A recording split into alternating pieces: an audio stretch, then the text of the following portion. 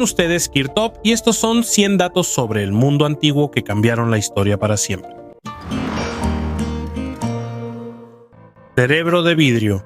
Un hallazgo único y sin precedentes fue descubierto por arqueólogos durante sus excavaciones en Italia. La erupción del volcán Vesubio en el año 79 después de Cristo fue una catástrofe para una enorme cantidad de personas. Las ciudades romanas de Pompeya, Herculano y Estabias quedaron completamente cubiertas por la lava y la ceniza del volcán. Los arqueólogos todavía realizan excavaciones aquí, tratando de encontrar algo interesante. Esta vez tuvieron suerte. Encontraron un verdadero cerebro humano de vidrio.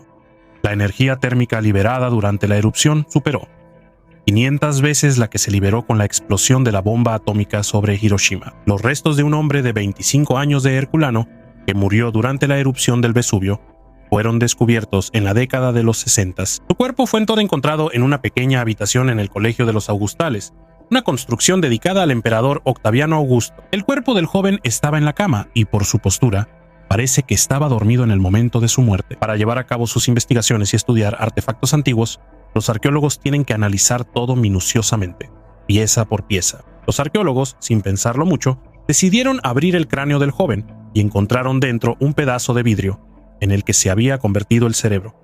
En otras partes del cuerpo no se observó una vitrificación similar. El análisis mostró que el material en el cráneo era realmente cerebro humano.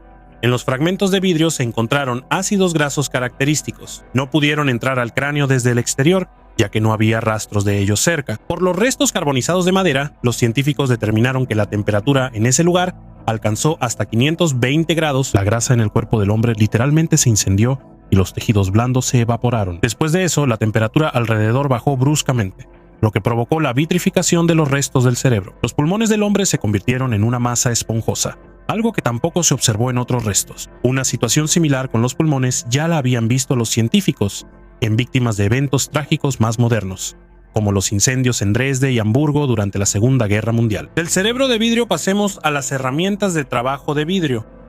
Caballeros de la Orden de San Lázaro.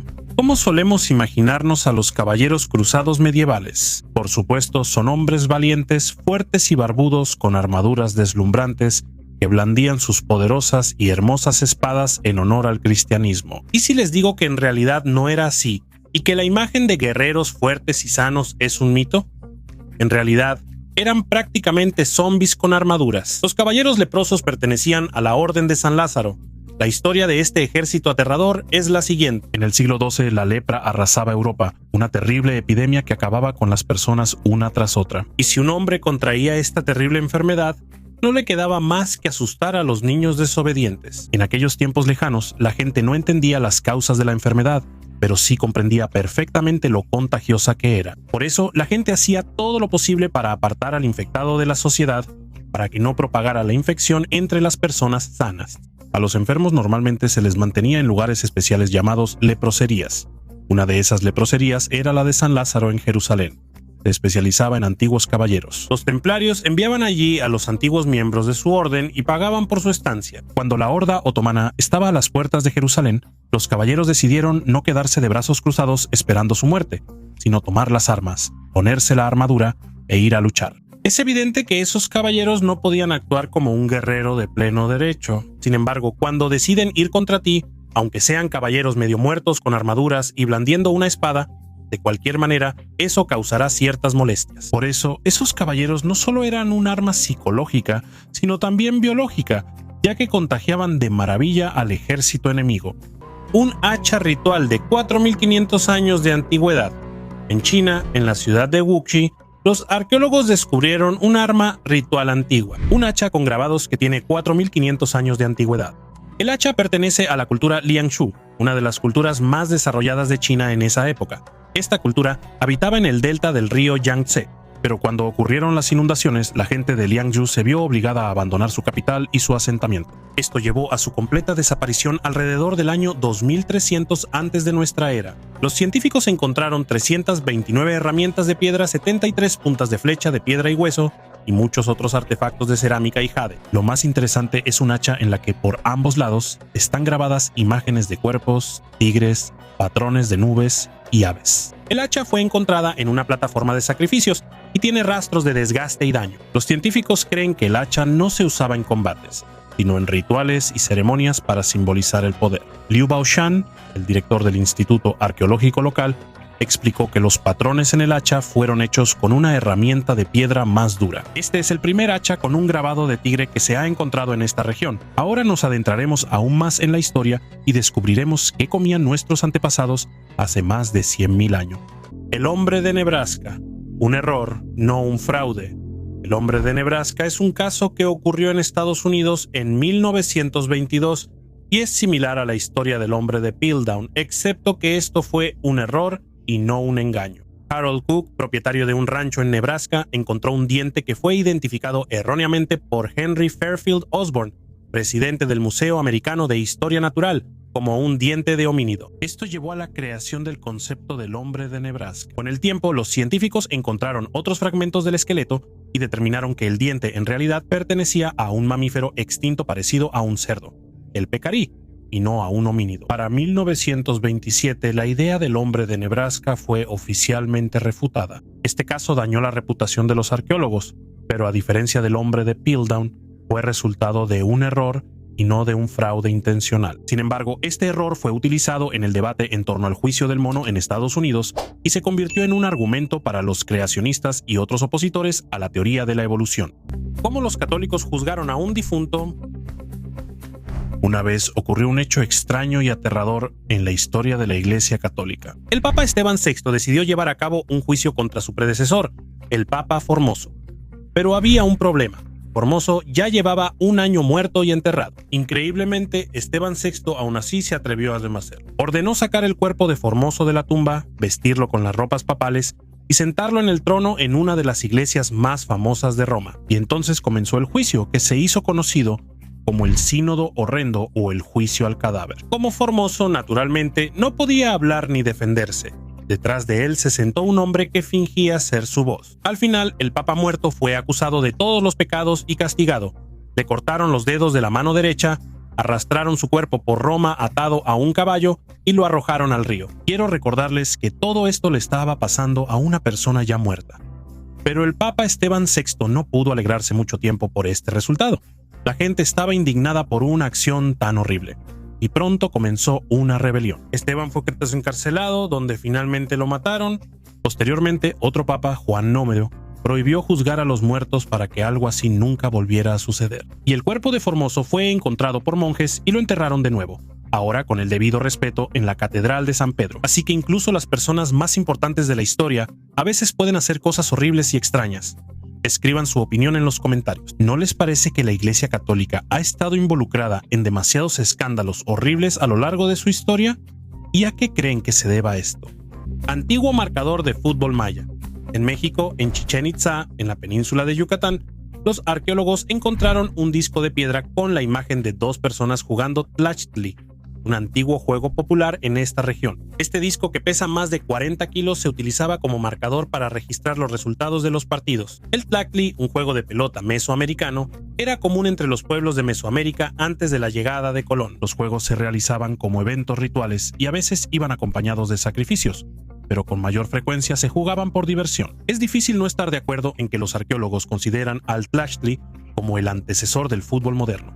Los investigadores estiman que la losa tiene 1200 años de antigüedad. El arqueólogo Francisco Osorio León dice que estos hallazgos son muy raros. Los expertos en iconografía identificaron a los dos jugadores del centro. Uno llevaba un tocado de plumas y el otro, su oponente, usaba un turbante de serpiente. El equipo es típico de los jugadores de pelota. Otro juego de pelota antiguo cuya antigüedad se estima en 3000 años. Compendio astronómico de 1550. Aquí tienen un dato interesante de la arqueología. En su momento existieron dispositivos llamados compendios astronómicos.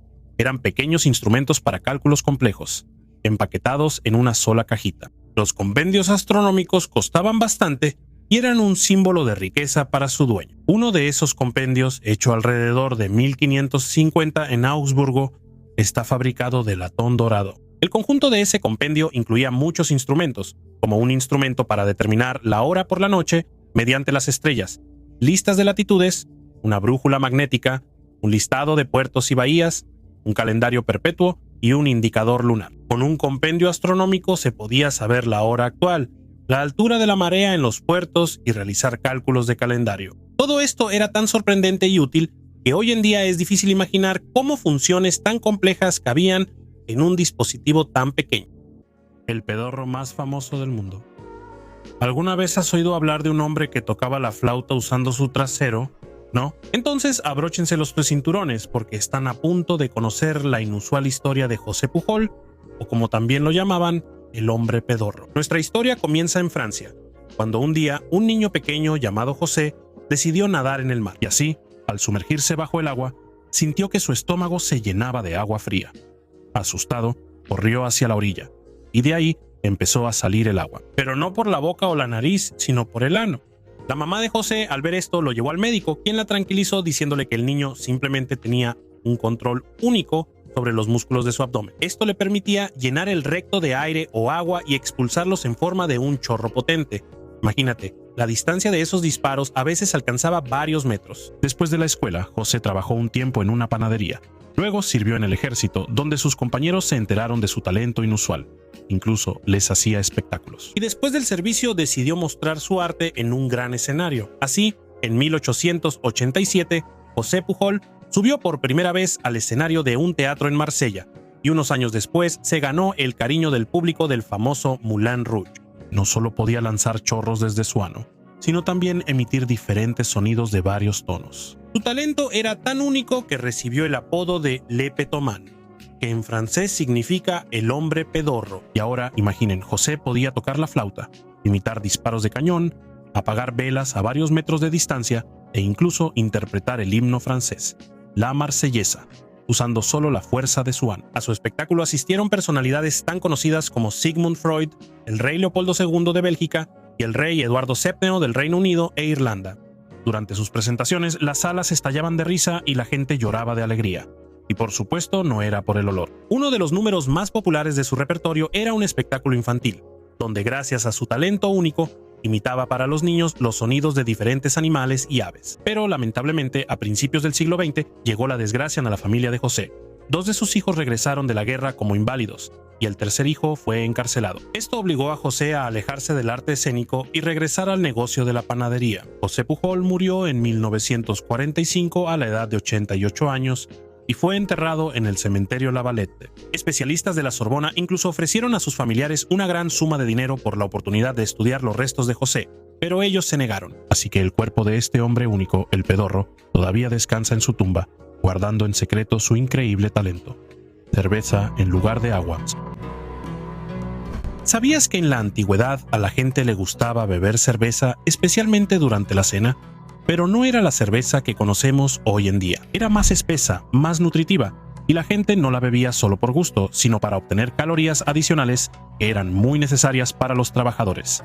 Pero, ¿qué pasa con el agua?, te preguntarás. Sí, el agua estaba disponible para todos, incluso para los habitantes de las ciudades medievales superpobladas. Imagínate Londres, donde desde 1236 existía un sistema de fuentes de agua potable ubicadas por toda la ciudad, y así era en la mayoría de las grandes ciudades de esa época. Sin embargo, el agua en ese entonces tenía una reputación extraña.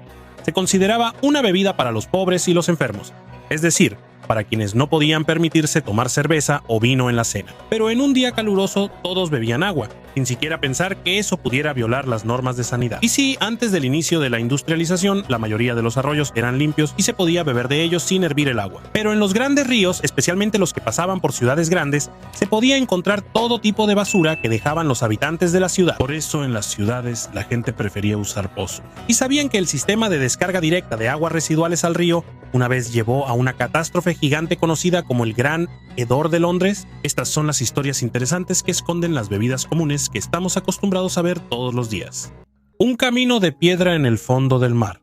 ¿Alguna vez han oído hablar de caminos que están bajo el agua? Pues bien, los arqueólogos encontraron exactamente eso en las profundidades marinas cerca de la isla de Korčula en Croacia. Este camino de piedra, que se encuentra a unos 5 metros de profundidad bajo el agua, tiene más de 7000 años, lo que lo convierte en uno de los más antiguos de la Tierra. Imagínate, por ese camino pudieron caminar personas que vivieron mucho antes de la construcción de las pirámides de Egipto. Los científicos creen que el camino alguna vez conectó la isla de Korčula con una parte de tierra firme que ahora está sumergida bajo las aguas del mar Adriático. Es algo bastante complicado, ¿verdad? Pero imagina un camino que va hacia las islas directamente al mar y desaparece en sus profundidades. ¿A poco no está increíble? Este camino era tan grande que su ancho llegaba a 4 metros. Los arqueólogos afirman que pudo haber sido construido por una de las civilizaciones antiguas, posiblemente por la cultura Bar. Los investigadores la descubrieron gracias a imágenes satelitales y ahora están tratando de averiguar exactamente a dónde llevaba este misterioso camino. Los científicos incluso encontraron una isla creada artificialmente en este camino submarino. Recogieron fragmentos de madera en la cima de una colina submarina donde alguna vez hubo un asentamiento. El análisis de radiocarbono mostró que estos fragmentos datan del siglo V a.C. Con estos descubrimientos, podemos echar un vistazo al pasado e imaginar cómo vivían nuestros antiguos antepasados. Ellos creaban estructuras sorprendentes que aún nos maravillan por su complejidad y maestría. Y quién sabe qué más nos dejaron en el fondo del océano. ¿Cómo surgió el primer dinero de papel? Hace mucho tiempo, en la época de los antiguos fenicios, el comercio era algo complicado. Para facilitar el intercambio de bienes, ellos inventaron el uso de monedas como un medio de intercambio universal. Sin embargo, las monedas eran pesadas y los esclavos las transportaban usando asas especiales. Entonces, los chinos aparecieron en escena con una idea revolucionaria. Alrededor del siglo I a.C., ellos inventaron los billetes de cuero. Estaban hechos de piel de ciervo blanco y marcados con signos especiales. Se podían usar para comprar en cualquier parte del imperio, y negarse a aceptarlos costaba la vida. Ese dinero de cuero se convirtió en el antecesor de los billetes de papel que conocemos hoy en día. Aproximadamente en los años 800, los chinos decidieron intentar crear dinero de papel usando la técnica de la xilografía. Es una forma de grabado en madera e impresión sobre papel. Pero ese dinero volador, como lo llamaron, no fue tomado en serio de inmediato, ya que un billete de papel podía volar fácilmente con una ráfaga de viento. Inicialmente, ese dinero de papel se usaba como garantía para obligaciones de deuda, pero con el tiempo se convirtió en un medio de pago propiamente dicho. El dinero de papel hizo el comercio mucho más conveniente. Los comerciantes ya no tenían que cargar monedas pesadas y el metal podía usarse para otras necesidades importantes. Este nuevo dinero volador se parecía más a cheques y se usaba para transacciones grandes. En solo unas pocas décadas, el dinero de papel pasó de ser un certificado de crédito a convertirse en un medio de pago completo, transformándose en lo que hoy llamamos dinero de papel. Europa en ese entonces todavía estaba sumida en la Edad Media, pero la idea de los chinos fue tan revolucionaria que se difundió por todo el mundo. Y así, en 1601 Suecia se convirtió en el primer país europeo en imprimir y poner en circulación dinero de papel. Así comenzó la historia del dinero de papel que conocemos y usamos hoy en día. El misterioso libro de Thoth en el mundo de la arqueología. De vez en cuando ocurren descubrimientos que cambian nuestra percepción del pasado. La historia de hoy trata sobre el descubrimiento del libro de Thoth, un artefacto asombroso que fue encontrado en las profundidades del templo de Luxor por el famoso arqueólogo egipcio Hassan Mahmud. Thoth en la mitología del antiguo Egipto es el dios de la escritura, la sabiduría y el tiempo.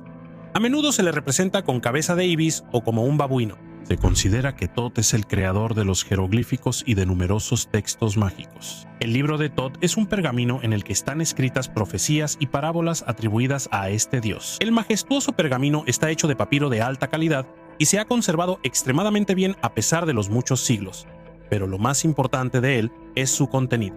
Durante el estudio de este pergamino, Hassan Mahmud descubrió un mensaje enigmático.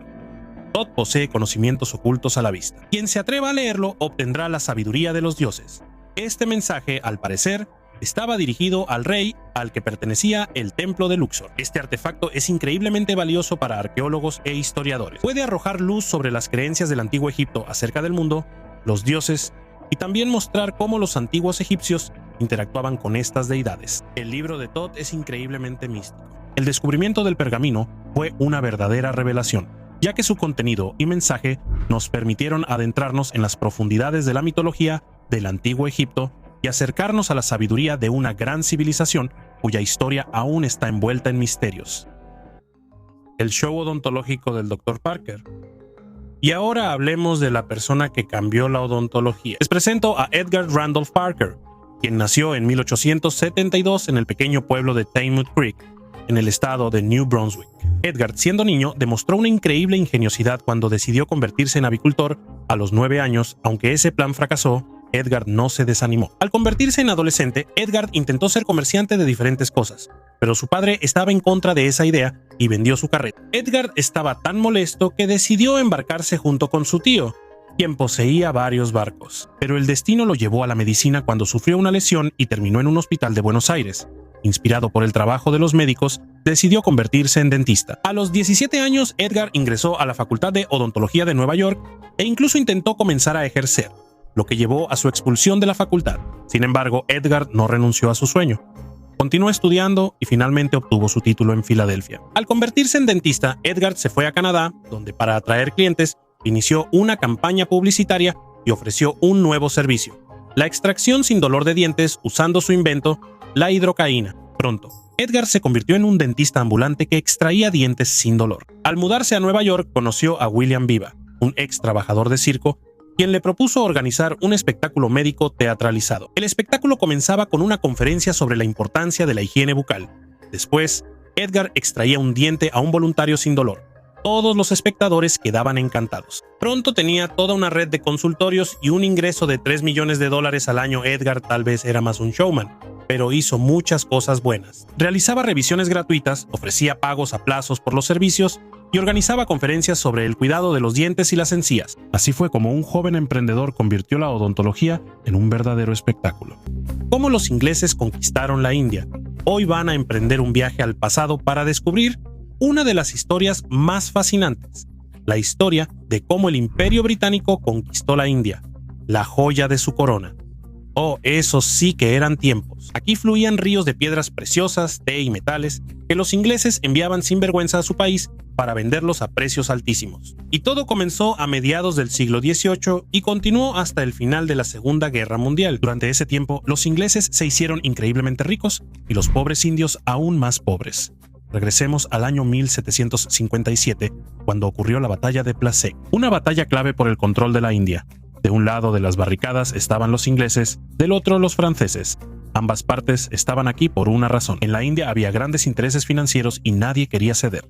Así que los ingleses y los franceses llevaban mucho tiempo intentando sobornar a los gobernantes locales. Pero esta vez los ingleses lograron jugar su carta maestra. Ellos lograron atraer a su lado a Mir Jafar, el general del gobernante indio, y él, uniéndose a los británicos, ni siquiera se involucró en la batalla.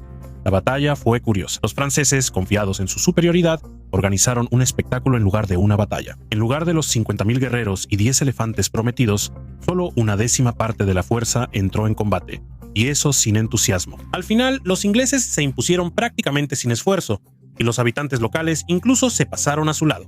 Después de esta batalla tan deslucida, todo quedó claro. Los ingleses no invirtieron su dinero en vano. La conquista de la India era cuestión de tiempo. El país, como un prisionero, cayó en el suave abrazo de los británicos durante 200 años. Esta historia dejó una huella profunda en la historia de la India, que lamentablemente todavía se siente hasta hoy. Herramientas de los egipcios. En Egipto se encontraron rastros de corte de piedras, los cuales fueron descubiertos hace más de 100 años. Fue el legendario explorador de pirámides, Sir Guillermo Flinders Petrie. Él notó estas marcas incluso en el sarcófago de la Gran Pirámide en la meseta de Giza. Él supuso que el sarcófago fue tallado en granito usando enormes sierras de 3 metros de largo. Las marcas de sierra también se pueden encontrar por todo Egipto. Por ejemplo, cerca de la Gran Pirámide hay ruinas de un templo. Allí, en el piso de piedra, se han conservado numerosas marcas de corte. A principios del siglo XX, los arqueólogos alemanes incluso exhibieron deliberadamente bloques con marcas de sierras para que todos los vieran durante la restauración del templo. Los historiadores suponen que en la antigüedad los egipcios usaban sierras de cobre, y como el cobre es más blando que el granito y el basalto, se supone que los egipcios usaban arena de cuarzo como abrasivo. Caracoles gigantes. Los científicos han encontrado las pruebas más antiguas de que los humanos comían caracoles gigantes. En una cueva en el sur de África, los paleontólogos encontraron fragmentos de conchas de grandes caracoles terrestres, cuya antigüedad aproximada es de entre 70 y 170,000 años. Antes, los científicos sabían que los humanos comían caracoles, hace aproximadamente 49,000 años en África y alrededor de 36,000 años en Europa, pero estas antiguas conchas mostraron signos de haber sido calentadas, posiblemente cocinadas, y los científicos concluyeron que los humanos comían caracoles mucho antes de lo que se pensaba. El hallazgo indica que nuestros antepasados que vivían en la cueva conscientemente se alimentaban de caracoles. La carne de caracol es muy nutritiva. Es rica en proteínas, hierro, potasio, calcio y ácidos grasos omega 3. Se supone que las antiguas conchas gigantes de caracol pertenecían a los antepasados de los actuales, que tenían el tamaño de una mano humana y pesaban más de 1 kilogramo. En otras palabras, los caracoles tenían mucha carne buena y de calidad. Actualmente la gente come caracoles en todo el mundo, incluyendo el Mediterráneo, el sudeste asiático, el noreste de la India, Nepal y Sudamérica. Antes de esta investigación, los arqueólogos pensaban que la gente empezó a comer caracoles y otros animales pequeños de forma regular solo después del final de la última era de hielo, pero nuevos datos contradicen este punto de vista. En la cueva Border Cave, que se encuentra en el sur de África, se han realizado numerosas excavaciones arqueológicas. Ahí mismo se encontraron fragmentos de conchas que tenían colores que iban del beige al marrón y gris. Dado que el calentamiento puede cambiar el color de la concha, la variedad de tonos indica que fueron expuestas al fuego. Para refutar esta teoría, los científicos calentaron fragmentos modernos de conchas de caracoles terrestres gigantes a temperaturas de 200 a 550 grados Celsius durante diferentes periodos de tiempo, desde 5 minutos hasta 36 horas. Observaron cambios en el color de las conchas, pérdida de peso, destrucción y alteraciones en la composición química de los fragmentos. El color de las nuevas conchas cambiaba a blanco o gris, como en algunos fragmentos antiguos. Además, el calentamiento provocaba la formación de pequeñas grietas similares a las que se encontraban en las conchas antiguas. La proteína grasa de los caracoles, fácil de digerir, pudo haber sido una fuente importante de alimento para las personas mayores y los niños pequeños que no pueden masticar bien los alimentos duros. De los deliciosos caracoles volvemos a Asia, donde nos espera una tumba inusual. El misterio del loto azul. Sobre esta hermosa flor circulan leyendas. Crece solo en los ríos y lagos de África y Asia. El loto azul, o como también se le llama, loto egipcio o loto sagrado, tiene hermosos pétalos azules y posee propiedades curativas. Esta flor era muy popular en el antiguo Egipto. Los egipcios creían que el lirio de agua ayudaba en el viaje al más allá y a comunicarse con los dioses. También se menciona en el libro de los muertos egipcio y se consideraba un símbolo de la inmortalidad. Una de las razones por las que la flor era tan popular en la antigüedad es su capacidad para influir en la conciencia y el comportamiento de las personas. También amplía los límites de la percepción. En pocas palabras, es un potente alucinógeno. Cualquier sacerdote del antiguo Egipto estaba familiarizado con las capacidades mágicas del loto azul. Uno de los alucinógenos naturales más conocidos es la ayahuasca, que todavía es utilizada por los pueblos indígenas de la Amazonía y los chamanes brasileños cuando realizan rituales religiosos. Otra gran ventaja del loto azul es que no necesita cuidados ni condiciones especiales. En el antiguo Egipto, la medicina, la magia y la religión estaban muy estrechamente relacionadas entre sí. Para ser honesto, aunque hoy en día la gente es más educada y ya no es tan salvaje, todavía muchos creen que las enfermedades se pueden curar con algún tipo de rituales mágicos y se niegan rotundamente a ir al hospital. Los arqueólogos encontraron la primera mención de esta flor en el libro de los muertos egipcio, y después encontraron el papiro de Ebers, donde hallaron casi 1000 recetas y métodos diferentes de tratamiento usando el loto azul. Es un potente afrodisíaco. La élite lo usaba a menudo en reuniones secretas en los templos, agregándolo a los vinos sagrados. Su aroma es tan maravilloso que en las paredes de las tumbas se pueden ver imágenes de personas inhalándolo. El loto azul también se puede encontrar en papiros de contenido erótico. Las amazonas de Dahomey. En África, en el reino de Dahomey, existía la tradición de que las mujeres servían en el ejército. Y no solo servían, todo un ejército estaba compuesto por mujeres amazonas. Había dos razones por las que las mujeres servían en el ejército. La primera, era bastante común para una sociedad patriarcal y salvaje. Si una mujer era una mala esposa, el esposo la enviaba a servir. La segunda razón era la verdadera falta de población masculina y la necesidad de un ejército. El reino de Dahomey, como muchos otros en África, estaba constantemente en guerra, por lo que la población masculina del país disminuía rápidamente. Por esta razón, el rey de Dahomey decidió crear un ejército completo de amazonas. Las amazonas de Dahomey estudiaban el arte militar con gran éxito. El ejército contaba con hasta 6000 mujeres leales y sumamente peligrosas, aproximadamente la mitad de todo el ejército de Dahomey, y cada una de ellas era capaz de arrancarle los genitales al enemigo con sus propios dientes afilados como parte de un ritual. A muchos les puede parecer que un ejército de mujeres era la última oportunidad de supervivencia del reino. Sin embargo, la crueldad y valentía de las amazonas solo les permitió ser derrotadas 2 veces. A lo largo de toda su historia, las amazonas de Dahomey ganaron una enorme cantidad de batallas, y sus privilegios y libertad de acción serían la envidia de los hombres modernos. Las mujeres podían consumir alcohol y tabaco, así como tener hasta 50 esclavos a su servicio. Por un solo toque a una amazona, la única sanción posible era la muerte. El cuerpo de las amazonas fue disuelto, pero en 1979 La última de ellas aún recordaba las feroces batallas contra los franceses. Una cuenta de oro con más de 1600 años de antigüedad. Y de nuevo, excavaciones en Jerusalén. En el Parque Nacional Emek Tzurim se encontró una cuenta de oro elaborada por un hábil joyero hace más de 1600 años. El hallazgo fue realizado por Hillel Feynman, de 18 años, quien está realizando su servicio nacional en el parque. Los arqueólogos creen que la cuenta formaba parte de una pulsera o un collar. La tierra fue extraída de un lujoso edificio que se encontraba en el Camino de los Peregrinos. Por los hallazgos realizados aquí y los fragmentos de cerámica extranjera, se puede concluir que aquí vivía una familia muy rica. El valor de este hallazgo no solo radica en el material con el que fue hecho, sino también en la habilidad del antiguo joyero. La tecnología para fabricar este tipo de adornos apareció en Mesopotamia en el tercer milenio antes de nuestra era. Los investigadores suponen que la antigüedad de la cuenta podría ser mucho mayor a 1600 años. El joyero necesitaba gran destreza para trabajar el material y unir cuidadosamente las pequeñas esferas sin aplastarlas. Para esto era importante mantener la temperatura adecuada. Ya se habían encontrado adornos similares en Jerusalén, pero estaban hechos de plata. La tumba del misterioso cirujano.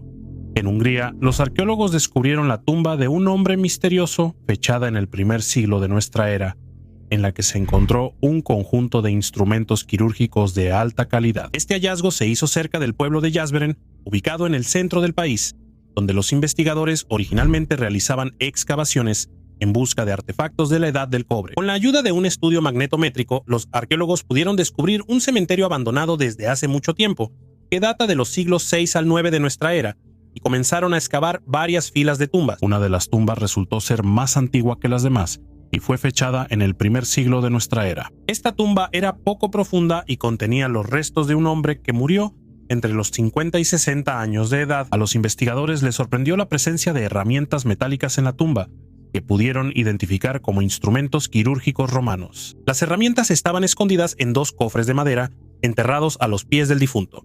Los científicos señalan que los instrumentos encontrados tenían una calidad de fabricación muy alta. En el conjunto había herramientas como pinzas, bisturís, agujas e incluso unos alicates antiguos. Fueron fabricadas con una aleación de cobre, decoradas con incrustaciones de plata, y tenían hojas de acero removibles e intercambiables. En la tumba también se encontró un pequeño mortero de piedra. El desgaste de su superficie indica que se usaba con frecuencia, posiblemente para preparar medicinas. Conjuntos médicos como este son extremadamente raros en el mundo romano antiguo, y esta es posiblemente la primera vez que se encuentra algo así en las afueras del Imperio Romano. Solo podemos especular sobre quién era el hombre enterrado, así como sobre la causa de su muerte. No se encontraron signos visibles de trauma o enfermedad en los restos. Pero en la propia tumba no se encontraron ni se conservaron objetos o pertenencias que pudieran indicar de manera confiable el origen de esta persona. Por eso, hasta ahora los científicos no saben si este antiguo cirujano era un habitante local o si vino de lejos. Sin embargo, se planea realizar un análisis de ADN que posiblemente ayude a revelar este misterio. Los arqueólogos también señalan que un conjunto médico de este tipo en esa época era extremadamente caro. Solo una persona muy adinerada podía permitirse comprarlo. La presencia de un conjunto así puede indicar el alto estatus del difunto y sus habilidades profesionales. Es posible que él haya sido uno de los mejores cirujanos de su época y que sus conocimientos y experiencia fueran muy valiosos. Menstruación y elaboración de cerveza. ¿Alguna vez fingiste estar enfermo para no ir a la escuela o al trabajo? Pero no eres el único. Incluso los antiguos egipcios hacían cosas similares. Imagínate, unos científicos del Museo Británico se toparon con un enorme fragmento de piedra que se llama ostracón. En él encontraron inscripciones que datan de alrededor del año 1250 a.C. ¿Y sabes qué encontraron ahí? Sí, exacto, excusas que los antiguos trabajadores egipcios usaban para salir del trabajo. Este registro de piedra se lleva durante 280 días al año, y en él se enumeran los nombres de 40 trabajadores, y junto a cada nombre, las razones por las que faltaron al trabajo. Alguien fue picado por un escorpión. Alguien está cuidando a su madre enferma. Por ejemplo, algunas razones nos suenan bastante graciosas. Por ejemplo, algunos trabajadores se ausentaban del trabajo para cuidar a su esposa o hija durante su periodo menstrual. Además, los trabajadores tenían que tomarse días libres para embalsamar a sus familiares fallecidos. Era un proceso complicado y largo que requería atención y tiempo. Y por supuesto, no olvidemos la cerveza. En el antiguo Egipto, la cerveza era una bebida nutritiva que disfrutaban tanto niños como adultos. Y sí, los trabajadores a veces se tomaban días libres para prepararla. Así que, amigos, si alguna vez quieren tomarse una cerveza o prepararla ustedes mismos, recuerden que incluso los antiguos egipcios podrían envidiarlos. La piedra Ben. Este asombroso artefacto inspiró a los egipcios a crear dos de los mayores logros de su arquitectura, las pirámides y los obeliscos. Imaginen una piedra sagrada en forma de pirámide, llamada Ben o Piramidión. Cada día los primeros rayos del sol naciente caían sobre él, otorgando poder e iluminación a todos a su alrededor. Esta piedra se guardaba en el centro religioso de Egipto, en Leópolis, donde según los antiguos comenzó la creación del mundo. Sin embargo, en un momento desconocido de la historia, la piedra original Ben desapareció. Esta piedra no solo estaba relacionada con los dioses Atum y Ra, también se asociaba con el ave Bennu, que según los mitos, cantaba sobre la piedra Ben, anunciando el inicio de la creación del mundo. Gracias a estas conexiones, la piedra Ben se convirtió en una parte fundamental de los templos solares del antiguo Egipto. Los egipcios lo cubrían de oro y la piedra reflejaba los rayos del sol, llenando los templos de luz. Esta piedra se convirtió en el prototipo de las cimas de los obeliscos y pirámides, algo que aún podemos observar al pasear por los museos del mundo. La mano de Gloria. Los antiguos magos y chamanes sorprenden y asombran por su ingenio. Especialmente inspiran sus conocimientos sobre la psicología humana, porque además de que lograban crear ciertos objetos mágicos, también conseguían que la gente creyera en su poder milagroso. Uno de esos ejemplos es la mano de la Gloria. Las primeras menciones de este objeto aterrador datan de los años 1600, pero solo las registradas oficialmente. Para crear este objeto mágico se necesitaba la mano de un criminal asesino ahorcado. Lo más interesante es que incluso tengo la receta para fabricar esta cosa espeluznante. Pueden anotarla, por si acaso algún día la necesitan. La mano debe ser cortada del cuerpo de un criminal ahorcado, marinada en sal y orina de hombre, mujer, perro, caballo y yegua. Luego hay que ahumarla con hierbas y heno durante un mes, colgarla en un roble durante 3 noches seguidas y después colgarla en la puerta de una iglesia por una noche. Y si durante ese tiempo ningún miedo te ahuyenta, la mano será tuya.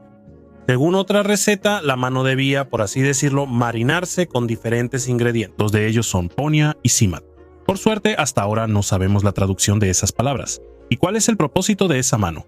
Pues aquí todo es sencillo. Al realizar un cierto ritual usando esta mano, se puede abrir absolutamente cualquier puerta del planeta. Es una especie de ganzúa mágica. Lo curioso es que en la historia incluso se han conservado descripciones de supuestos casos reales del uso de tales artefactos. En el libro de 1873, Mitos curiosos de la Edad Media, hay una historia sobre una sirvienta. Durante una fuerte tormenta, un mendigo apareció en la puerta de una posada en el condado inglés de Northumberland. No había habitaciones disponibles, pero le permitieron pasar la noche junto a la chimenea, al lado de la sirvienta. La mujer se despertó en la noche y vio cómo el huésped sacaba de los pliegues de su capa una mano humana seca. La sirvienta vio cómo encendía algo, sujetándolo entre los dedos, y murmuraba en voz baja algún tipo de hechizo. Después de eso, caminaba tranquilamente por el salón, metiendo en una bolsa objetos más o menos valiosos: vajilla, candelabros y otras cosas. La sirvienta corrió a despertar al dueño y a los demás sirvientes, pero ellos dormían profundamente. Entonces, agarró una jarra de leche y la derramó sobre su mano. Las velas se apagaron y la parálisis del sueño desapareció de los habitantes de la casa. Ahora, esas manos forman parte de la exposición de varios museos, y cada una tiene su propia historia siniestra. El siguiente hallazgo ya tenía un valor real en la Edad Media: la dama de jabón de Filadelfia. En 1875, en Filadelfia, durante trabajos de mejora en un antiguo cementerio, se encontraron 2 cuerpos extraños, un hombre y una mujer, que no se veían como suelen verse los difuntos. En lugar de eso, sus cuerpos se convirtieron en personas de jabón debido al proceso de saponificación u humilación. Este proceso ocurre cuando el tejido graso del cuerpo, bajo ciertas condiciones como suelo alcalino y ciertas enzimas, se convierte en una sustancia parecida a la cera que recuerda al jabón. El término científico para este estado del cuerpo es adiposira. Después de su descubrimiento, los restos se convirtieron en parte de exposiciones de museos. En la década de 1990, el cuerpo del hombre fue retirado de la exhibición para un estudio detallado. Los estudios radiológicos mostraron la presencia de alfileres en los tejidos, que se usaron para fijar el sudario funerario. Las investigaciones también mostraron que el hombre era europeo. Falleció entre los 40 y 50 años y realizaba trabajo físico. El cuerpo de la mujer también fue estudiado. También se encontraron alfileres en ella, y en el cráneo se conservaron mechones de cabello rubio. Su esqueleto era fuerte, lo que indicaba buena salud, pero casi no tenía dientes. Actualmente, el cuerpo del hombre se encuentra en el Museo Nacional de Historia Natural del Smithsonian y el cuerpo de la mujer está en el Museo Mutter en Filadelfia. Los casos de saponificación son raros, pero existen y muestran lo únicos que pueden ser los procesos que ocurren con los restos humanos después de la muerte. Gracias a la gran cantidad de tejido graso, sus cuerpos pudieron conservarse en buen estado durante muchos años. El estudio e investigación de casos tan raros como la pareja saponificada permite a los científicos comprender mejor los procesos que ocurren en el cuerpo humano después de la muerte, así como ampliar nuestro conocimiento sobre la historia y la cultura de diferentes épocas. Nuevos símbolos en la piedra del destino. La piedra del destino es un asiento único y muy antiguo, que tiene más de 800 años. Se utilizó durante la coronación del rey Carlos III en Londres el 6 de mayo. Esta piedra es un símbolo sagrado de Escocia, hecha de arenisca roja. En un lado de la piedra hay una cruz y en el otro hay anillos para poder moverla. Durante mucho tiempo, los científicos estudiaron esta piedra y hace poco descubrieron en ella signos extraños y anomalías que nadie había notado antes. Encontraron rastros de una aleación de cobre y yeso, lo que podría indicar que la piedra tiene una historia secreta que aún no conocemos.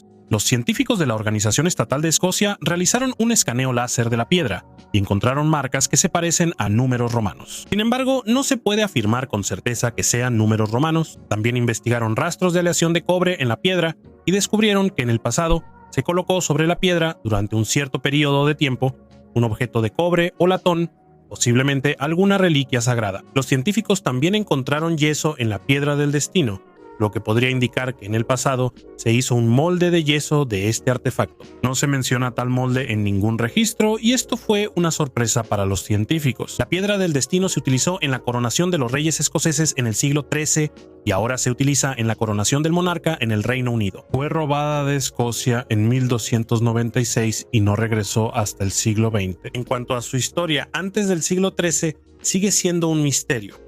Antiguas torres de China. En las estribaciones del Himalaya se encuentran unas sorprendentes torres de piedra. Algunas de ellas son utilizadas por los habitantes locales como establos y cobertizos, mientras que otras simplemente están abandonadas. Se empezó a hablar de las torres apenas en 1998, cuando la investigadora francesa Frédéric d'Aragon les prestó atención. Frédéric estudió estas misteriosas torres durante 5 años completos. Obtenía información sobre ellas de los habitantes locales y en los monasterios budistas, pero no encontró nada. Al final, solo encontró una mención de las torres en crónicas chinas y en los registros de viajeros europeos del siglo XIX. Resulta que las estribaciones del Himalaya estuvieron habitadas durante mucho tiempo por tribus que vivían aisladas unas de otras. Sus lenguas y dialectos se desarrollaron por separado, por eso la historia de las torres pudo haberse olvidado. Las torres del Himalaya son únicas por su resistencia. Resisten los terremotos gracias a una mezcla de piedra, ladrillo y madera. Las torres tienen diferentes formas, cuadradas, poligonales e incluso en forma de estrella con 12 puntas. Tienen entre 600 y 1000 años y algunas son aún más antiguas. Frederica supuso que algunas torres servían como símbolo de riqueza. Los habitantes de las aldeas que se enriquecieron comerciando con China pudieron haberlas construido como una demostración de su riqueza. Otras torres posiblemente eran de vigilancia, ya que están ubicadas cerca de rutas comerciales y la entrada se encuentra a varios metros de altura. Diana Dorada. La siguiente historia trata sobre una mujer asombrosa que era tan hermosa y atractiva que conquistó el corazón del mismísimo rey francés Enrique II. Su nombre es Diana de Poitiers.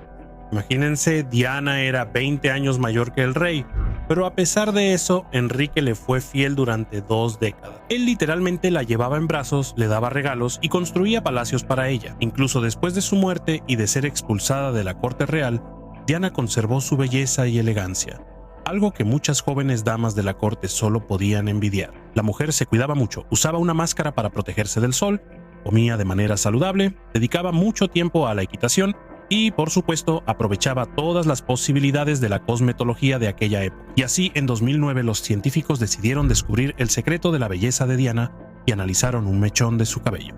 Los resultados del análisis fueron simplemente sorprendentes. Los científicos descubrieron que el contenido de oro en el organismo de Diana era 250 veces mayor que lo normal.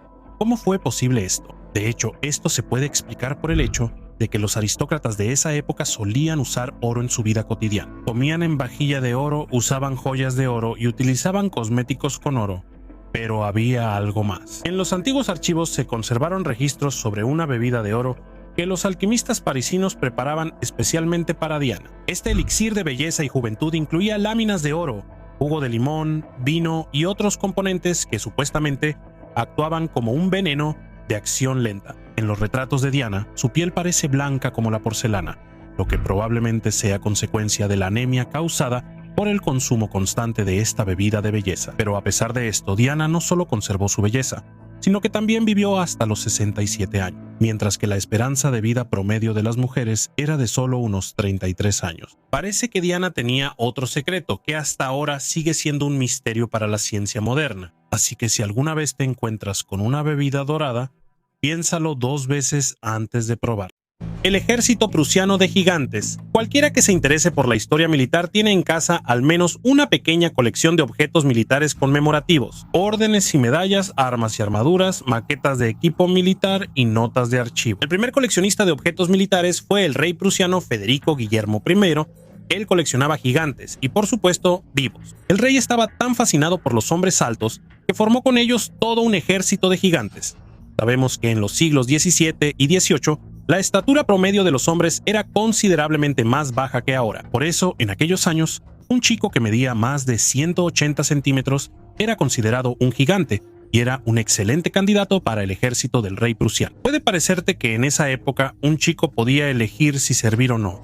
En realidad, si dabas la talla, te obligaban a servir en el ejército prusiano. Y si intentabas escapar, otros gigantes como tú te obligarían a la fuerza. Se rumora que el amor del rey Federico por los chicos altos llegaba a tal punto que formaba escuadrones de exploradores que se infiltraban en otros países y secuestraban a ciudadanos altos. Una vez esto provocó un escándalo internacional. Un escuadrón de exploradores intentó secuestrar a un hombre directamente de su carruaje. Sin embargo, no era solo un chico alto, era el embajador austriaco. Durante el reinado del rey con excentricidades, los reyes de otros países tenían ventaja. Si querían sobornar al conquistador prusiano, buscaban entre sus propios ciudadanos a chicos altos y los enviaban como regalo. Por ejemplo, Pedro I, quien tenía una fuerte amistad con Federico, estableció relaciones diplomáticas con Prusia gracias a la selección especial de gigantes rusos. El rey Federico obligaba a los hombres a casarse con mujeres altas para crear una nueva raza de personas altas. Esto me recuerda algo de la historia de Alemania del siglo XX. Incluso ahora en Alemania se puede notar la gran estatura de la población masculina. Las estatuas que empezaron a cantar una vez entre las dunas de arena de Egipto cerca de la ciudad de Luxor, notarás 2 figuras gigantes de piedra. Ellas custodian el antiguo sarcófago del faraón, como 2 majestuosos y silenciosos guardianes. Pero un día, después de un gran terremoto en el año 27 antes de nuestra era, uno de ellos empezó a cantar. Sí, escuchaste bien. Comenzó a emitir un sonido parecido a un silbido y un gemido al mismo tiempo. Así nació la leyenda de los colosos cantores de Memnón. No es un mito. Durante siglos la gente escuchó esta misteriosa melodía. Imagínate, el sonido se volvió tan famoso que incluso lo usaban como referencia para afinar instrumentos musicales. Cientos, no miles de almas curiosas venían de todos los rincones del mundo para escuchar la canción de estos gigantes de 700 toneladas. Por supuesto, los científicos no podían ignorar semejante maravilla. Durante mucho tiempo intentaron resolver el misterio del coloso cantante, pero no lograron dar una respuesta satisfactoria. Ellos supusieron que el fenómeno musical estaba relacionado con el rocío, que por la mañana se evapora en la arenisca porosa de la que están hechas las estatuas, y bajo la influencia del viento y el aumento de la temperatura, se crea ese sonido único. El lugar donde se encuentran estos colosos se llama la Ciudad de los Muertos. Aquí se encuentra uno de los templos egipcios más impresionantes, donde está enterrado el faraón junto con toda su familia. Y por cierto, estas 2 estatuas similares representan al faraón Amenhotep III. Cada una de ellas pesa 720 toneladas y alcanza una altura de 18 metros, pero en el año 199 de nuestra era, después de una restauración no muy cuidadosa, el canto de la estatua se detuvo repentinamente. La gente lo tomó como una mala señal y estaba segura de que era un presagio de desastres y guerras. Cuando estén en Egipto, asegúrense de visitar la Ciudad de los Muertos y encontrarse cara a cara con estos grandes gigantes. Estoy seguro de que ese encuentro quedará para siempre en su memoria. Hace poco estuve cerca de ellos y me causaron admiración. El bufón más famoso del siglo XVI. Hace mucho tiempo, en la década de 1540 en Francia, nació Jean-Antoine de Angleray, apodado Chicot. Él no provenía de una familia rica, pero aún así pudo estudiar en el famoso colegio de París. Sin embargo, le gustaba más la espada que los libros. Al principio, Chicot sirvió como soldado para el duque de Saboya. Luego se convirtió en mensajero y después trabajó para el rey francés Carlos IX. Cuando Carlos murió, Enrique III subió al trono. Chicot tenía una lengua afilada, por eso rápidamente se convirtió en uno de los bufones reales. Los bufones eran personas importantes en las cortes reales. Ellos entretenían y daban consejos. Por ejemplo, antes de Chicot estuvo el famoso bufón Triboulet. Chicot no solo hacía bromas, sino que también luchaba. Participó en el asedio de La Rochelle y se convirtió en teniente de Enrique III. Chicot era inteligente y gracioso, la gente lo quería. Se casó con René Barre y tuvieron 6 hijos varones. 10 años después, Chicot se convirtió en un verdadero noble, pero pronto comenzó una guerra civil en Francia y Chicot se encontró al lado del nuevo rey Enrique IV. Juntos lucharon y vencieron. Dicen que Chicot murió de una manera graciosa y extraña. Capturó a su enemigo, Henri de Chaligny, y lo llevó ante el rey. Sin embargo, Henri golpeó a Chicot en la cabeza y este murió poco después. Sin embargo, nadie sabe con certeza cómo sucedió realmente. Quizá Chicot simplemente murió a causa de sus heridas, como corresponde a un bufón guerrero. Esto sucedió en 1592. Esta es una historia interesante sobre Jean-Antoine d'Angleterre, quien fue tanto un bufón divertido como un valiente guerrero.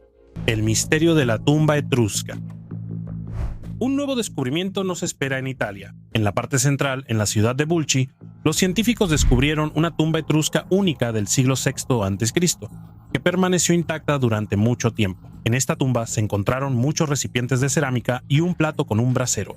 Durante las excavaciones, los científicos hallaron 2 pesadas losas de piedra que cubrían la tumba. Detrás de ellas había una habitación tallada en la roca, donde encontraron alrededor de 30 recipientes de cerámica en excelente estado. También en la tumba encontraron un brasero de bronce con carbones y brochetas en las que quedaban trozos de carne. Probablemente aquí fue enterrada una mujer, ya que no se encontró ninguna arma, pero sí se halló un uso.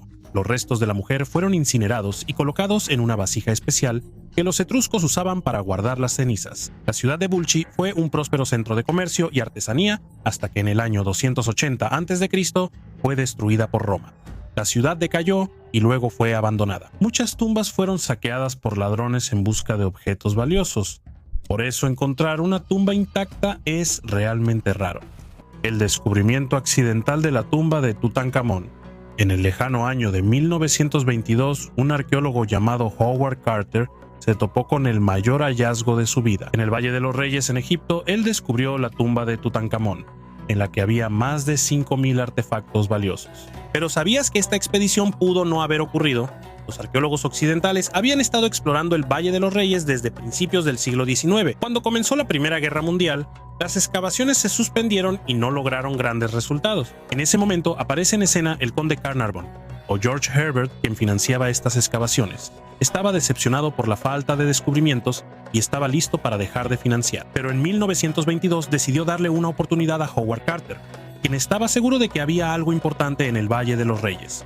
Esta fue la última temporada de excavaciones en el valle. Trabajando sin descanso, Carter y su equipo casi perdieron la esperanza, hasta que el 4 de noviembre de 1922 descubrieron la tumba del faraón Tutankamón. Este fue un descubrimiento sensacional que sorprendió al mundo entero. En la tumba encontraron más de 5,000 artefactos valiosos que habían permanecido intactos durante 3,000 años. En el libro de Carter, que se encontró después, estaba la dirección del conde Carnarvon, gracias a quien estas excavaciones fueron posibles. El conde lamentablemente murió al año siguiente del descubrimiento debido a una complicación tras la picadura de un mosquito. 50 años después del descubrimiento de Carter, muchos de los tesoros de la tumba de Tutankamón fueron exhibidos en el Museo Británico. La exposición fue tan popular que la extendieron por medio año. Más de 30,000 personas la visitaron en la primera semana. El primer día de la exposición, la gente hizo fila durante más de 14 horas para ver estos artefactos únicos. Es interesante que en 1921, Howard Carter fue huésped del conde de Carnarvon en su castillo. Esto lo confirma el censo de esa época. Es curioso que en los documentos de Carter no se mencionaba la profesión de arqueólogo. Lo llamaban artista. Después de que la tumba de Tutankamón fue completamente vaciada en 1932, Carter decidió alejarse de la arqueología y se retiró merecidamente. Murió 7 años después. Esta es una historia sorprendente sobre cómo la perseverancia y la fe en uno mismo llevaron a uno de los descubrimientos más importantes en la historia de la arqueología. No siempre el camino hacia los descubrimientos es directo y sencillo, pero son precisamente estas historias las que demuestran que incluso los obstáculos más difíciles se pueden superar. El tesoro fue escondido durante la guerra y, de nuevo, un hallazgo casual de un buscador de tesoros aficionado. Esta vez, viajaremos a los Países Bajos. El buscador de tesoros encontró en el pantano una magnífica colección de joyas de oro y monedas de plata. Por ahora, todavía están siendo investigadas. Pero los arqueólogos ya consideran que son típicos de la región de Frisia. Los curadores del museo en los Países Bajos creen que fueron escondidos allí hace aproximadamente 800 años, posiblemente durante una guerra. El tesoro consiste en 4 colgantes de oro, 2 tiras de pan de oro y 39 monedas de plata. El hallazgo se realizó en 2021 en el pequeño pueblo norteño de Hugwoud, en la región de Frisia Occidental. Hasta ahora, los arqueólogos no han podido identificar al dueño de estas joyas y monedas. Pero hay algo que está claro: pertenecían a una persona muy influyente y rica de la Edad Media. Se cree que estas pertenencias eran de la condesa de Holanda. Las monedas de plata acuñadas tienen diferentes estilos. Algunas de ellas fueron producidas a principios del siglo XIII. La moneda más reciente data de finales de la década de 1240, lo que coincide con un periodo de guerra. Esto explica por qué el dueño enterró sus objetos de valor. Reloj de sol de la antigua Roma. Amigos, ¿están listos para sorprenderse? Ahora les voy a contar sobre un artefacto asombroso de la antigua Roma. Un reloj de sol de bronce en forma de jamón de cerdo. Sí, escucharon bien. Este increíble objeto fue encontrado en el siglo XVIII en la famosa Villa de los Papiros en Herculano. Lo apodaron el reloj de cerdo o reloj prosciutto, que en italiano significa jamón. En el jamón de bronce hay una tabla curvilínea que ayudaba a medir la longitud de la sombra. En las columnas verticales están los nombres de los meses romanos y las líneas horizontales muestran la cantidad de horas desde el amanecer hasta el atardecer. Desafortunadamente, el indicador, el gnomon, se rompió y se perdió. Pero en 2016 los científicos crearon una copia del reloj usando una impresora 3D y le añadieron una cola a modo de gnomon al jamón. Los investigadores realizaron experimentos y descubrieron que el reloj funciona bastante bien. Puede parecer que la precisión del reloj no es muy alta, pero los romanos no necesitaban saber la hora con exactitud de minutos. Además, este reloj era más bien un objeto de estatus, como los modernos relojes suizos caros. La gente quería mostrar que tenía algo así, no solo para saber la hora. ¿Se preguntan cómo los romanos orientaban el reloj hacia el sol sin una brújula? La respuesta es simple: colocaban el plano vertical del reloj directamente hacia el sol. Incluso en tiempos antiguos, la gente creaba cosas interesantes y poco comunes que despiertan nuestra imaginación. Baúl de viaje con libros. Hoy en día, cualquiera de nosotros puede guardar todos sus libros favoritos en un teléfono inteligente o en lectores electrónicos especiales. Antes no existía esa posibilidad, pero la necesidad de viajar con libros sí existía. Para eso la gente usaba un baúl de viaje con libros. Actualmente en todo el mundo solo quedan alrededor de 100 baúles de este tipo.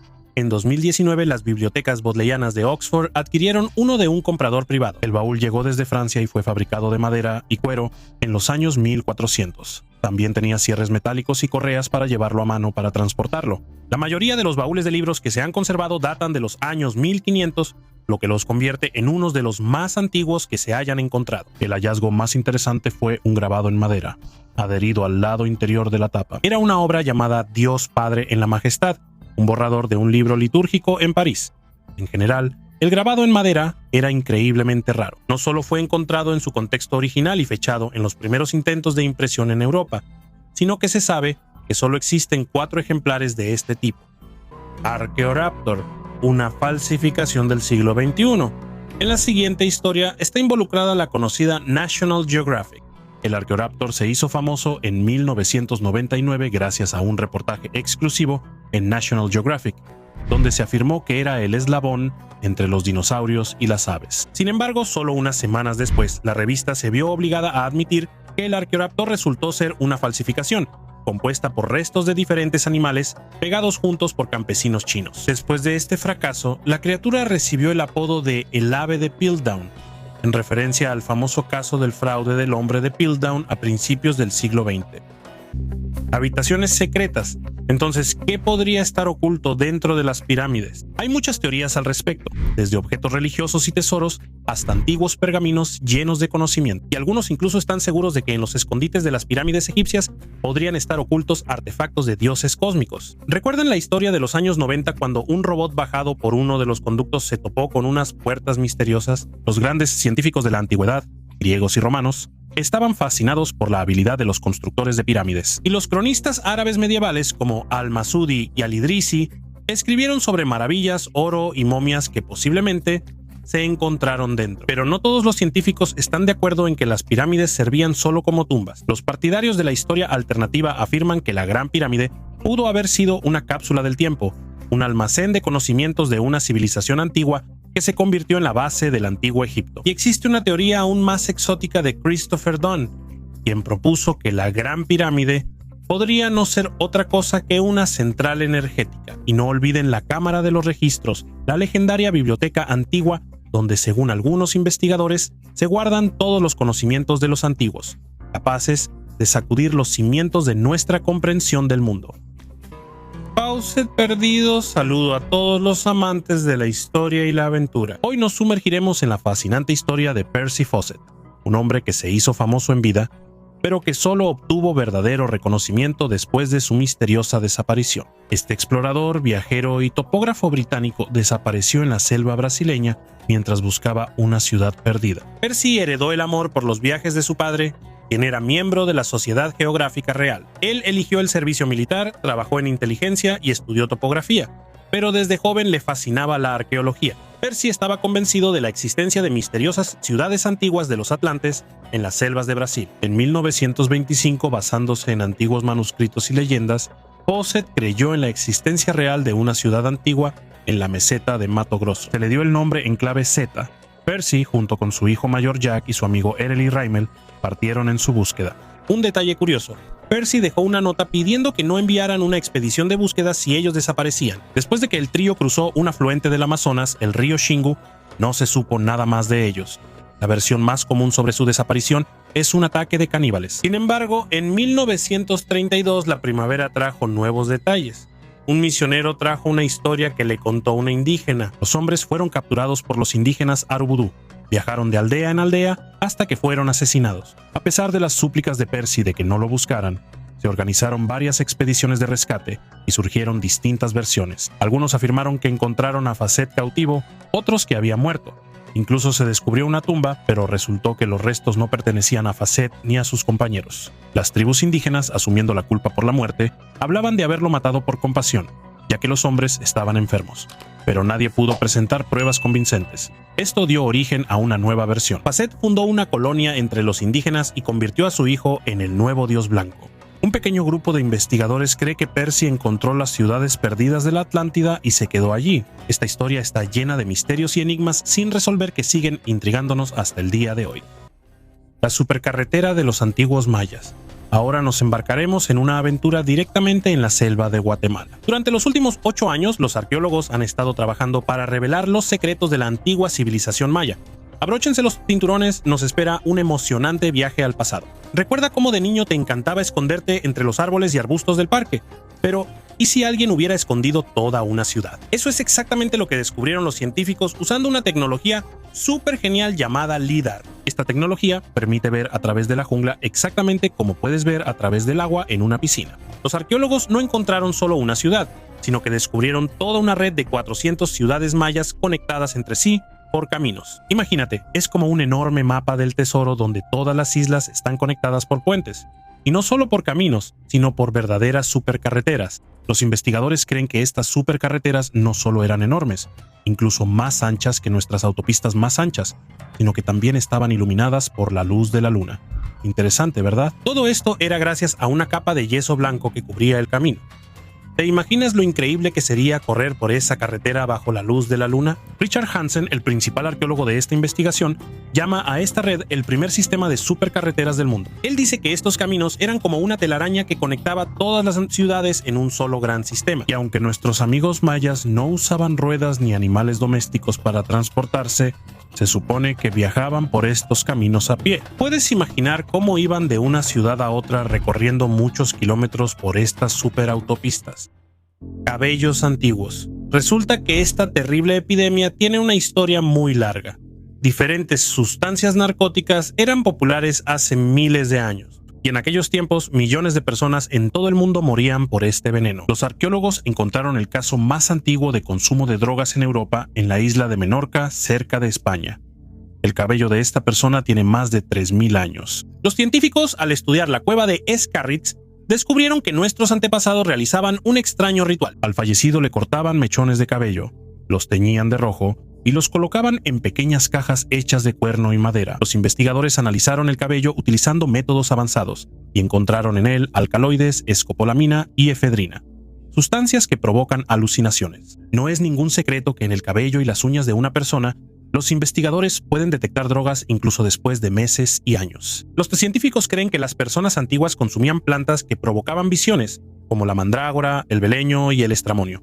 Además, comían efedra, que contiene efedrina y es un estimulante. Ahora se puede afirmar con certeza que los psicoestimulantes eran populares en Europa hace más de 3000 años y lo más probable es que ya en ese entonces representaban un gran problema para la humanidad. El misterio de Basilea. Mumi. Ya les había contado sobre este hallazgo en uno de mis videos. Sin embargo, la historia ha cambiado. En 1975, en la ciudad suiza de Basilea, en la iglesia Barfüßer, se encontraron los restos momificados de una mujer. Y hasta hoy se creía que ella murió de sífilis. Los investigadores llegaron a esa conclusión porque encontraron mucho mercurio en su organismo. En el siglo XVIII, el mercurio se usaba para tratar la sífilis.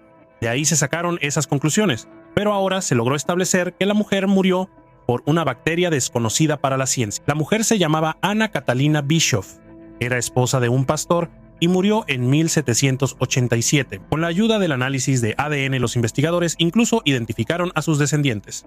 Uno de ellos, con una probabilidad del 99%, es el político británico Boris Johnson. Los científicos descubrieron una nueva bacteria que se encontraba principalmente en los tejidos cerebrales, y esto se correlacionaba con la mayor concentración de mercurio en el cerebro. Lo más probable es que el médico de aquellos años le haya diagnosticado sífilis y la haya tratado con mercurio, lo que debilitó considerablemente el organismo de la mujer. Además, tenía sobrepeso, cálculos en la vesícula biliar y otras enfermedades. En el siglo XVIII, declarar que una viuda adinerada de un sacerdote tenía sífilis, transmitida por vía sexual, era demasiado humillante. Cuando morían personas de ese estatus, se escribía una esquela sobre quién era en vida, a qué se dedicaba y de qué murió. De esta mujer no hay ni una palabra. El diagnóstico de sífilis no le habría permitido usar los baños públicos, ni recibir tratamiento en un hospital común. Al final, el mercurio con el que la trataron ralentizó la descomposición y la convirtió en una momia. Una momia de 800 años, la novia de alguien. Esta historia espeluznante ocurrió en Perú, como muchas otras relacionadas con momias antiguas y rituales aterradores. Julio César Bermejo, de 26 años, duerme en la misma cama con la momia Juanita, que heredó de su padre. Juanita ha vivido en esta casa por más de 30 años, pero la mayor decepción para este amante de las mujeres mayores estaba por venir. No era Juanita, sino el verdadero Juan. Por pura casualidad, unos policías se acercaron al joven para hacer una inspección rutinaria de sus pertenencias. Julio trabajaba como repartidor y llevaba una momia antigua en su mochila térmica, diciendo que era su novia. Les contó a los policías que la amaba y cuidaba de ella, y además ella duerme conmigo en la misma cama. Sobre la salud mental del joven prefiero no decir nada.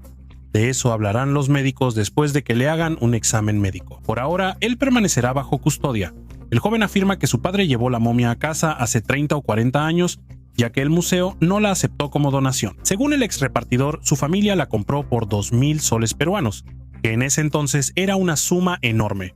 Los especialistas en antigüedades ya han sacado las primeras conclusiones sobre la momia. Esta reliquia española es un hombre adulto momificado. Se cree que vivió en la parte oriental de Puno, una región en los Andes peruanos, aproximadamente a 1300 kilómetros al sureste de Lima.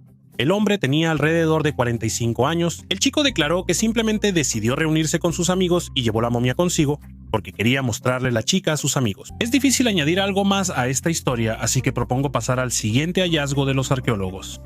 Carretas de los sumerios y carros de Egipto.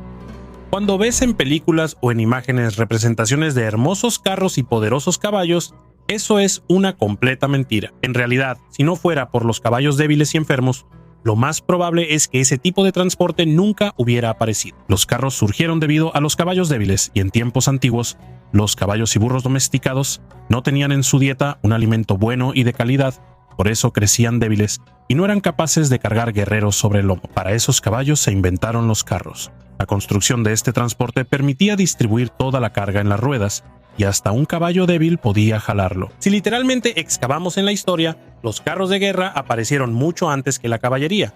pero al principio eran carretas de guerra. Los arqueólogos desenterraron en el territorio de los sumerios las primeras carretas de guerra, que eran tirados por 4 caballos. Así de pesados eran. En los carros de guerra sumerios luchaban arqueros y lanzadores de jabalinas. Hace 3900 años, los sumerios inventaron la tecnología de doblar la madera. Las ruedas ligeras con radios y los cuerpos curvados redujeron el peso del carro de guerra. Esta tecnología fue adoptada y perfeccionada más tarde por los antiguos egipcios. Hace 3800 años, hordas de hicsos invadieron Egipto. Con la ayuda de carros tirados por caballos, los hicsos conquistaron el Bajo Egipto. Pero durante siglos de ocupación, los egipcios libres del Alto Nilo copiaron esas tecnologías desconocidas, y el faraón Ahmose I expulsó a los hicsos. Más tarde, los egipcios formaron poderosos escuadrones de ataque a partir de carros de guerra. 50 carros egipcios formaban un escuadrón, una unidad táctica en el campo de batalla. Escuadrones con nombres rimbombantes como Trueno, Relámpago y Golpe de Osiris formaban parte del regimiento blindado del ejército del faraón. Tumbas de los jinetes más antiguos. Sobre los primeros carros de guerra hablé en el video anterior, y en este vamos a descubrir cuándo la humanidad aprendió a montar a caballo. Científicos de la Universidad de Helsinki creen que esto ocurrió hace al menos 4300 años. Los investigadores estudiaron más de 217 esqueletos de 39 yacimientos.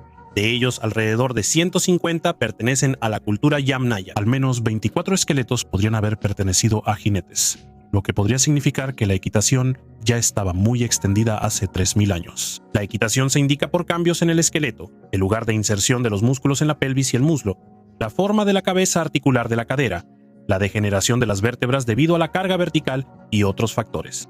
Para determinar si unos restos humanos pertenecían a un jinete, existen 6 características esqueléticas. En una de las tumbas, que tiene 4300 años, solo se encontraron 4 de ellas. Antes se creía que los representantes de la cultura Yamnaya aprendieron a montar a caballo, lo que los convirtió en los primeros nómadas y les permitió difundir las lenguas protoindoeuropeas por gran parte de Eurasia. Sin embargo, todavía no está claro para qué usaban los caballos las personas.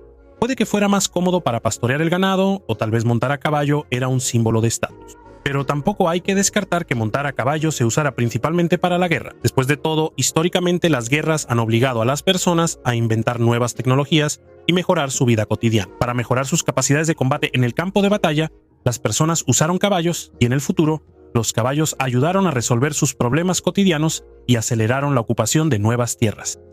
La momia de una criatura misteriosa. En nuestro planeta todavía quedan muchos misterios que continuamente presentan a los arqueólogos y científicos nuevos enigmas. Así fue como en Yakutia, en Rusia, se encontró accidentalmente un hallazgo inusual. Por ahora, los arqueólogos junto con los científicos están tratando de averiguar a quién encontraron allí: un dinosaurio, una especie animal previamente desconocida, o tal vez un chupacabras siberiano. La historia comenzó cuando los trabajadores trajeron tierra de una mina de diamantes local. Uno de los trabajadores notó una criatura extraña entre las piedras.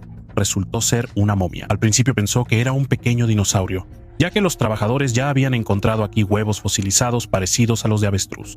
El hallazgo se encontraba en una capa de arenas diamantíferas que pertenecen a la era mesozoica, con una antigüedad de entre 50 y 260 millones de años. Esto podría haber sido una verdadera sensación.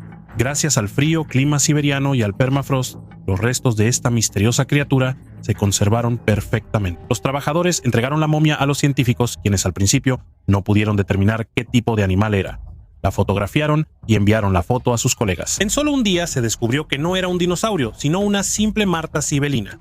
Este mamífero se parece a un pequeño y ágil oso con un cuerpo largo y dientes afilados. De esta manera, el hallazgo resultó ser relativamente reciente, pero los científicos aún no pueden entender cómo la marta sibelina terminó en un suelo de millones de años. Parece muy probable que el animalito pudo haberse metido en una madriguera y caído en una grieta profunda, donde terminó convirtiéndose en una momia. Aunque esta momia no resultó ser un dinosaurio, sino solo una marta sibelina, esta historia ayudará a las personas a darse cuenta de que todavía hay muchas cosas desconocidas en nuestro planeta. Quién sabe, tal vez algún día los trabajadores encuentren una verdadera momia fosilizada de dinosaurio, o incluso algo más inusual y misterioso. Por ahora vamos a viajar al antiguo Egipto.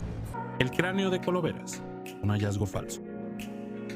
A lo largo de la historia ha habido muchos fraudes relacionados con cráneos antiguos, y cada cráneo tiene su propia leyenda. Josiah Whitney fue un famoso geólogo estadounidense. Enseñaba en la Universidad de Harvard y dirigía el Servicio Geológico de California.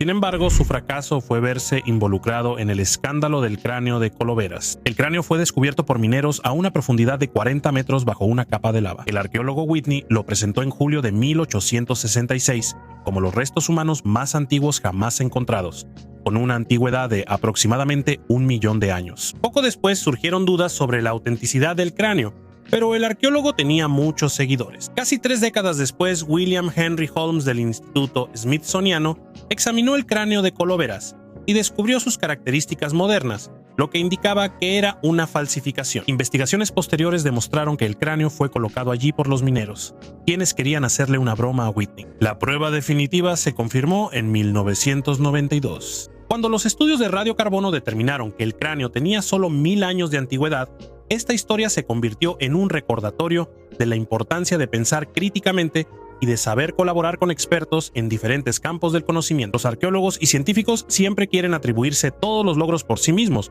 Por eso, cuando descubren un nuevo artefacto, no se apresuran a contárselo a sus colegas, sino que corren a decirle al mundo entero que el hallazgo es auténtico. La maldición de la tumba del rey polaco. Les contaré una historia misteriosa relacionada con la maldición jagellónica. Seguramente saben que Kazimierz IV Jagellón fue un rey de Polonia muy exitoso. Hizo de su dinastía una de las más importantes de Europa e incluso consiguió acceso al mar. Cuando Kazimierz murió, su esposa, Elżbieta Habsburga, mandó hacer una tumba impresionante para él. Fue una verdadera obra maestra del arte decorada con escudos de armas y escenas bíblicas. Cuando la reina también murió, la enterraron junto a su esposo. En 1973 se decidió abrir esa tumba para realizar una restauración. Sin embargo, después de trabajar en la tumba, 10 de las 12 personas que participaron en la restauración murieron. Esto provocó rumores sobre la maldición de los Jagellón. Dicen que tocar la tumba lleva a la muerte. Pero ¿saben qué? Los científicos encontraron una explicación para esto. En la tumba había un hongo peligroso que causa enfermedades graves. Este hongo normalmente vive en cuerpos muertos, y cuando la gente abría la tumba, inhalaban sus esporas tóxicas. Se supone que este hongo también vive en las momias del antiguo Egipto. Tal vez los trabajadores que abrían las tumbas de los faraones también sufrían la maldición de las momias por culpa de este hongo. Pero esto es solo una teoría, ya que no hay pruebas directas de la relación entre el hongo y las muertes. Al final, el hongo pudo haberse convertido en una verdadera maldición de los Jagellón y de las momias egipcias. Aunque no sea algo místico, de todos modos suena misterioso e interesante, ¿son verdad? Así que incluso hoy, al pasar junto a tumbas y momias antiguas, recuerden esta historia misteriosa y tengan cuidado. El monasterio en Sudán está decorado con frescos cristianos. Arqueólogos de Polonia descubrieron un misterioso complejo de habitaciones con frescos cristianos en el monasterio medieval de Stara Dongola, en África. Esta ciudad fue la capital de Makuria, uno de los conocidos estados africanos que en el siglo VI se convirtió al cristianismo. Los científicos estaban estudiando casas de los siglos XVI al XIX y accidentalmente encontraron una iglesia con hermosos frescos e inscripciones en griego y en antiguo nubio. Debajo de una de las casas descubrieron un pasadizo secreto que conducía a una habitación con frescos sorprendentes en las paredes. En las paredes estaban representados la Virgen María, Cristo, el Arcángel Miguel y un gobernante nubio. La particularidad de esta imagen es que el gobernante se inclina y besa la mano de Cristo, mientras que el Arcángel Miguel los protege con sus alas. Una escena así no tiene paralelo en la pintura nubia. Otro fresco inusual es la imagen de la Virgen María, vestida con ropas oscuras, sosteniendo una cruz y un libro. Cristo en la pared opuesta también sostiene un libro y bendice. El interés por la historia de las antiguas civilizaciones y culturas africanas está creciendo y hallazgos como este se convierten en una especie de llave para comprender el pasado de este continente. Ahora los científicos quieren averiguar para qué se usaban estos misteriosos espacios y cómo estaban relacionados exactamente con la vida de las personas de esa época. Es posible que en el futuro los arqueólogos puedan descubrir aún más misterios ocultos relacionados con este asombroso complejo en la antigua Dongola y otros estados africanos. Es importante preservar estos hallazgos y continuar estudiando la historia y la cultura para generar conocimientos sobre las civilizaciones antiguas para las futuras generaciones. Para eso existe nuestro canal, al cual les recomiendo suscribirse y activar la campanita para no perderse ningún video nuevo. La imagen más antigua de un beso. ¿Están listos para sumergirse en el mundo de una verdadera historia detectivesca arqueológica? Hoy tendremos un episodio especial sobre el beso más antiguo en la historia de la humanidad. Sí, no se equivocaron, vamos a emprender un viaje hacia los orígenes del romanticismo y, quizás, incluso del herpes. ¿Saben dónde nació el primer beso de la historia? Investigadores de la Universidad de Copenhague encontraron sus rastros en Mesopotamia, en el antiguo Medio Oriente.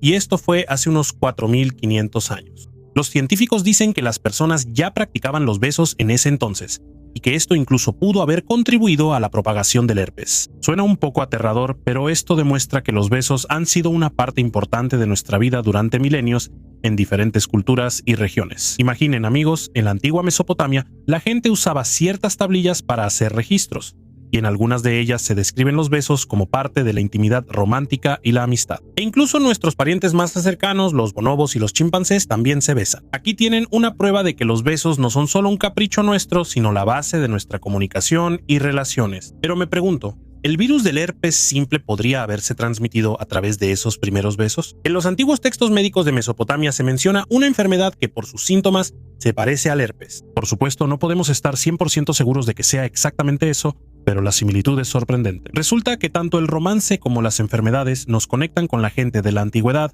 mucho más de lo que podríamos imaginar. Robinson por propia voluntad. La isla de Santa Elena, ¿la recuerdan? Ahí fue donde Napoleón Bonaparte pasó los últimos años de su vida. Pero esta diminuta isla tiene otra historia, no menos sorprendente. Imaginemos a un soldado común llamado Fernán López, quien durante 30 años fue el único habitante de esta isla antes de la llegada de Napoleón. Imagínate, un barco de navegantes portugueses en 1502 se topa accidentalmente con esta isla. Aquí el agua es limpia, hay suficientes árboles, pero no hay gente, solo pájaros en los árboles. Los marineros decidieron establecer aquí una especie de puesto avanzado. Construyeron casitas, trajeron ganado, plantaron un huerto, y López se convirtió en el primer habitante y vivió aquí la mayor parte de su vida. Ahora, amigos, esto se va a poner fuerte. En su momento, López sirvió en el ejército e incluso participó en la conquista de Goa. Pero al convertirse en comandante de la guarnición, se pasó al bando de los musulmanes, y por eso fue castigado brutalmente. Le cortaron la mano, las orejas y la nariz. Pero incluso con ese aspecto, López logró obtener el perdón del rey de Portugal. Sin embargo, en el fondo, López se avergonzaba de su apariencia peculiar. Cuando su barco atracó en la isla de Santa Elena, pidió que lo dejaran ahí para siempre. Así, López se convirtió en un ermitaño, viviendo en una cueva, cazando aves y cultivando verduras. Su historia inspiró al rey de Portugal, y él le propuso a López hacer una peregrinación a Roma. El Papa lo perdona y le ofrece cumplir cualquier deseo. Entonces López pide regresar a su isla, y vive ahí hasta su muerte en 1545, ayudando amablemente a cada marinero que llegaba. No solo los emperadores podían hacer famoso a la isla, sino también un simple soldado como Fernán López. Porque incluso entre aves y árboles, incluso en soledad en una isla abandonada, se puede vivir una vida plena. Cada barco, cada marinero que pasaba cerca de esta isla recordaba a López, su hospitalidad y su difícil destino. Se convirtió en parte de la historia de la isla de Santa Elena, al igual que el famoso Napoleón Bonaparte. ¿Te gustaría vivir en una isla desierta solo con tu pareja y renunciar para siempre a internet y la televisión? Escribe sobre eso en los comentarios debajo del video. El misterio de la invención de un dispositivo. Esta es la historia de Samuel Morse y su sorprendente código Morse, que es un código único de puntos y rayas. Morse no era solo un inventor. Hubo un periodo en su vida en el que era un famoso retratista, creando obras maestras y ganando dinero pintando retratos de personas influyentes. Gracias a esto reunió suficiente dinero para casarse con la mujer que amaba, Lucretia Walker, y tuvieron 3 hijos maravillosos. Pero la vida le tenía preparada una dura prueba. En 1825, mientras estaba en Washington, Samuel recibió una carta de su padre. En la carta se decía que Lucretia había sufrido un ataque al corazón. Samuel se apresuró a regresar a casa en New Haven, pero ya era demasiado tarde.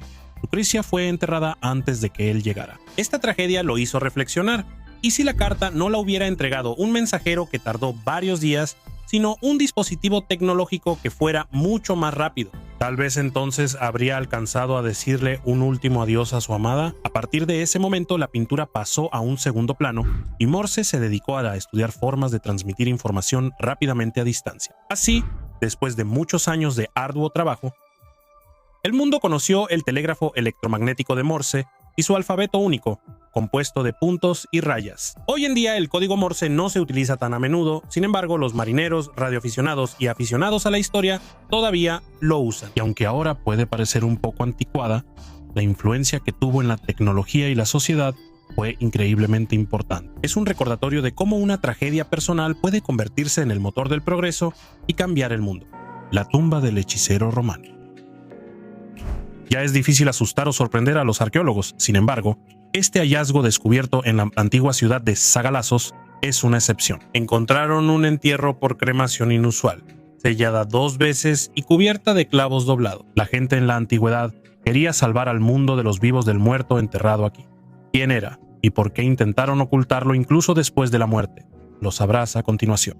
Sagalazos fue fundada a finales del siglo V a.C., cuando la región formaba parte del Imperio Aqueménida, y para el siglo II a.C. se había convertido en un importante centro urbano del reino helenístico de Pérgamo. En el año 25 a.C. Octaviano, Augusto lo incorporó a la provincia romana de Galacia, y esa fue la época de mayor esplendor de la ciudad. El entierro por cremación fue fechado entre los años 100 y 150 después de Cristo. La persona enterrada era un hombre adulto a quien cremaron y dejaron en la misma pira funeraria. Además, los arqueólogos notaron que nadie tocó los restos calcinados después de la cremación. Y esto ya se vuelve interesante porque, según la práctica de cremación de la antigua Roma, las cenizas normalmente se recogían en una urna y se enterraban en una tumba o se colocaban en un mausoleo. Pero incluso eso no es lo más extraño que notaron los investigadores. Alrededor de la pira de cremación, alguien esparció 41 clavos doblados y retorcidos. No pudieron haber sido usados con fines prácticos.